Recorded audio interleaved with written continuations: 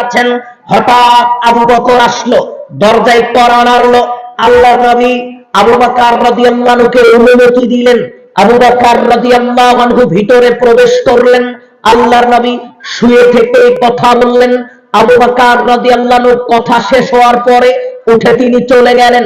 এরপরে ওমর আসলো। ওমর রাদিয়াল্লাহু আনহু আসলেন, দরজায় কড়া নাড়লেন। আল্লাহর নবী অনুমতি দিলেন। ওমর রাদিয়াল্লাহু আনহু ভিতরে প্রবেশ করলেন।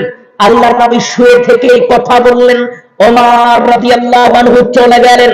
এবার যখনই ওসমান রাদিয়াল্লাহু আনহু দরজায় এসেছে, কড়া নেড়েছে, আল্লাহর নবী উঠে বসলেন, সুন্দর করে কাপড় ঠিক করলেন, ওসমান রাদিয়াল্লাহু আনহুর সাথে কথা বললেন। ওসমান রাদিয়াল্লাহু আনহু উঠে চলে গেলেন। এবার আয়েশা রাদিয়াল্লাহু আনহা বলছেন, আল্লাহর নবী আপনার নিকটে আবু বকর আসলো, আপনি শুয়ে থেকেই কথা বললেন, উঠলেন না। আপনার নিকটে ওমর আসলো, আপনি শুয়ে থেকেই কথা বললেন, উঠলেন না। আল্লাহর নবী যখনই আপনার নিকটে ওসমান এসেছে, আপনি উঠে বসলেন, সুন্দর করে কাপড় ঠিক করলেন, কথা বললেন, ওসমান চলে গেল। আল্লাহর নবী কারণ কি একটু জানতে পারি?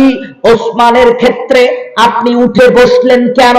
এত সুন্দর করে কাপড় ঠিক করে কথাবার্তা বলে তাকে বিদায় দিলেন, এরকম আচরণ করলেন, আমাদেরকে একটু বলেন। এবার আল্লাহর নবী বলছেন, ওরে আয়েশা, আনা আস্তাহি মিন রাজুল তাস্তাহি মিনহুল মালায়েকা।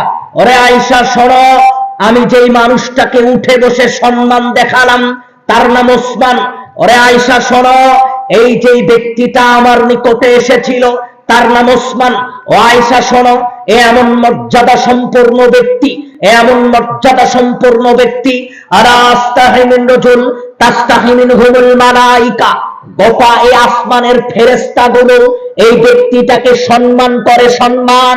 ওরে আয়েশা, আসমানের ফেরেশতারা যেই মানুষটাকে সম্মান করে, আমি নবী আমার কি উচিত নয় আমি একটু তাকে সম্মান দেখাই? ওরে আয়েশা, এই ব্যক্তি ওই ব্যক্তি যাকে আসমানের ফেরেশতারা সম্মান করে। ও মুসলমান, আসমানের ফেরেশতারা যাকে সম্মান করে তার নাম ওসমান। এমন মানুষও কবরকে সামনে রেখে চিন্তা ভাবনা করছে, হাই না জানি কবরে আমার কি হয়, না জানি আমি কবরে মুক্ত হতে পারি কি পারি না।